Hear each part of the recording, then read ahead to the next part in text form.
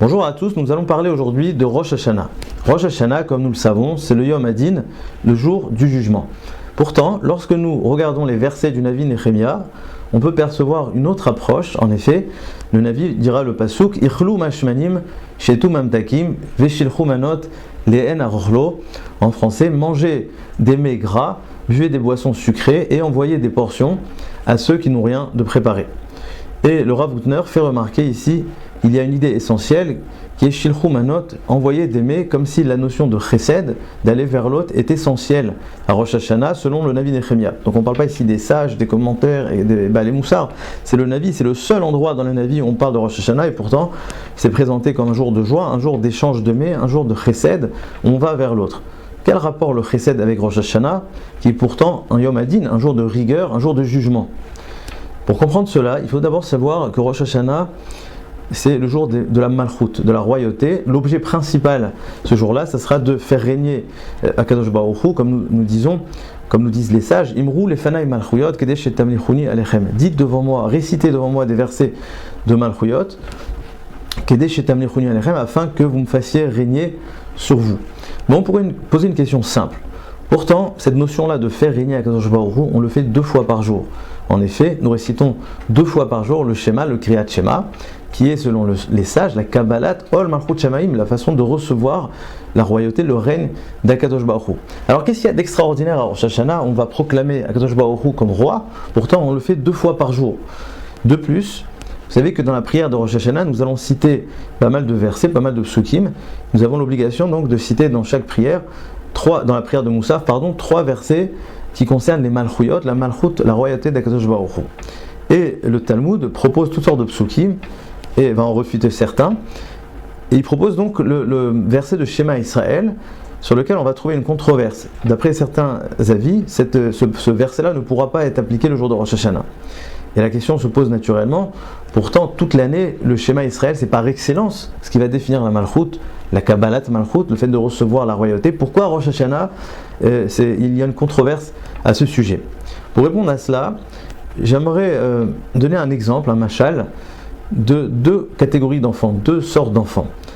On peut tous imaginer qu'on a un enfant qui va suivre notre chemin à la lettre, etc. Tout ce qu'on va lui dire, il va faire. On lui dit de se comporter de telle ou telle manière, de se lever à telle heure, de ne pas fumer, de faire telle ou telle étude. Il va tout appliquer, il va exactement appliquer à la lettre ce que les parents lui disent. Il y a une deuxième sorte d'enfant que lui, il ne fait pas exactement ce qu'on lui dit, ou à la limite, il ne fait rien de ce qu'on lui dit.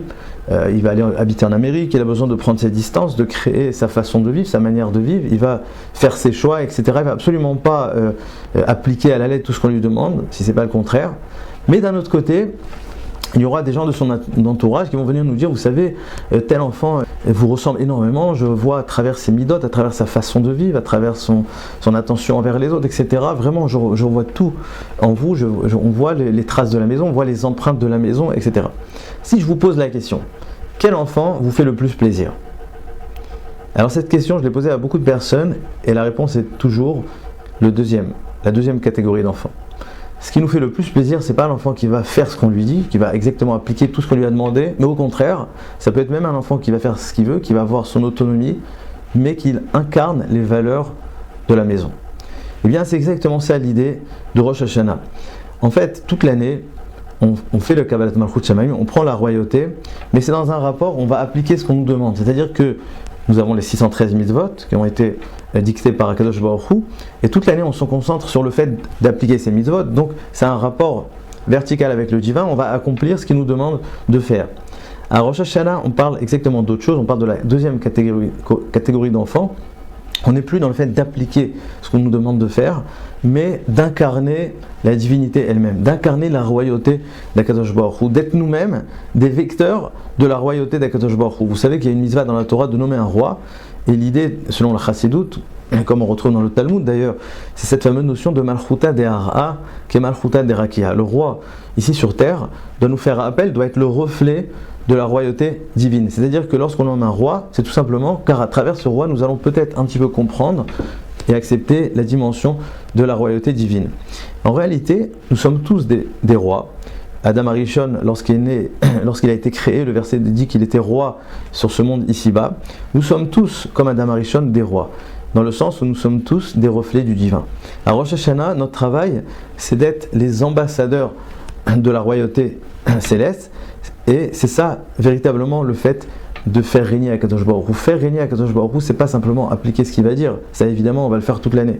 Mais avant ça, et une fois par an, nous devons faire le bilan, est-ce que lorsqu'on nous voit, on reflète la divinité?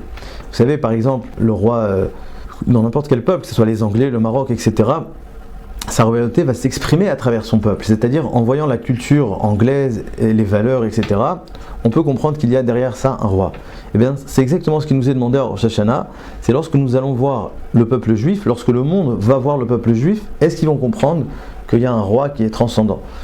Donc, c'est-à-dire qu'à Rosh Hashanah, nous ne devons pas simplement juste rester dans cette dimension verticale où nous allons accomplir et accomplir, nous devons un jour par an se demander qu'est-ce que nous représentons dans le monde, en quoi notre présence, notre façon d'être reflète quelque chose de bien plus élevé, de bien plus grand qui nous dépasse, qui est la royauté de Dieu. Pour ça d'ailleurs que vous savez, il y a un verset qui dit qu'il y a Hashem Amelucha ou Moshel Bagoim. Nous retrouvons dans ce verset donc deux termes de royauté, il y a Melucha et Memshala. Melucha c'est la royauté, Memshala c'est le fait de gouverner. Et le Gaon de Vilna dit quelque chose de très intéressant. On voit que Moshel Bagoim, gouverner c'est seulement sur les Goïm. C'est-à-dire que gouverner, c'est par la force. C'est-à-dire, on peut gouverner par exemple sur les animaux, il n'y a pas un lien direct, il n'y a pas un rapport entre celui qui gouverne et ceux qui sont gouvernés, c'est tout simplement une façon de contrôler, de maîtriser. Mais la malchoute est bien plus profond. La malchoute ne peut exister que sur le peuple juif, car pour avoir justement ce méler, il faut que le peuple représente cette malchoute-là. Un petit peu, vous savez, comme un enfant, on dit qu'il comprend les parents seulement quand lui-même va devenir parent. C'est exactement ça. Pour que la malchoute d'Hachem existe sur terre, il faut que nous-mêmes soyons des Melachim. Nous-mêmes incarnons cette dimension de Meler, et c'est à travers ça que nous allons pouvoir représenter la malchoute. C'est pour cela d'ailleurs que dans le Talmud de Rosh Hashanah, la Gemara va proposer un verset pour réciter dans la prière de Moussaf, qui est le verset de Zameru les Malkenu Zameru. Donc comme on a dit avant, la Gemara énumère toutes sortes de versets. Un des versets qu'elle va proposer, c'est Zameru les Malkenu Zameru. Vous connaissez tous ce verset. Et la Gemara va réfuter, Rashi explique, tout simplement parce qu'on parle de Malkenu, notre roi. Et à Rosh Hashanah, on ne peut pas parler de notre roi, on parle du roi universel. On parle de roi qui est valable pour tout le monde, le roi qui représente donc cette royauté universelle sur le monde entier.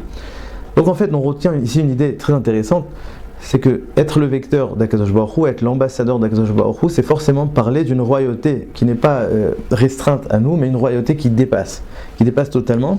Et donc ce verset de Zameru les Malkenu, pour nous, notre roi n'est pas suffisant. C'est pour ça d'ailleurs que dans les prières de Rosh Hashanah, vous le remarquerez, nous ne parlons absolument pas de nous parlons du monde entier, etc. Une fois dans l'année, on sort un petit peu de notre étroitesse, de notre ego, de notre petite cellule, pour un petit peu comprendre le monde entier, parce que c'est cela, c'est en ce sens que nous allons être les représentants de la Malchoute. Car comme dit la Gemara, comment nous ressemblons à Dieu, comment l'homme peut ressembler à Dieu, il y a une seule façon. Ma'u rachum afatarachum, ma'u chanun afatachanun, etc. Donc de la même manière qu'il est miséricordieux, tu seras miséricordieux. La seule façon de pouvoir ressembler à Dieu, c'est à travers le social, à travers aller vers l'autre, à travers le fait de sortir de notre ego. Et c'est pour cela qu'on peut comprendre le Navi Nehemia qui nous dit Shilchu manot ishlereu. À Rosh Hashanah, il va falloir échanger d'aimer, car Rosh Hashanah, c'est non pas cette dimension verticale, notre rapport direct à Dieu, mais au contraire, refléter Akadosh Baruch Hu. Et la seule manière, c'est lorsque, comme le divin même, nous allons vers l'autre, nous sortons de notre étroitesse, nous prenons de la hauteur, et c'est cette hauteur-là, c'est le fait justement de goûter à cette transcendance, à cette dimension éternelle, universelle qui nous dépasse, eh bien, qui va pouvoir nous inscrire dans Sefer HaChaim et nous donner une excellente année. Shana Tova Mevorechet.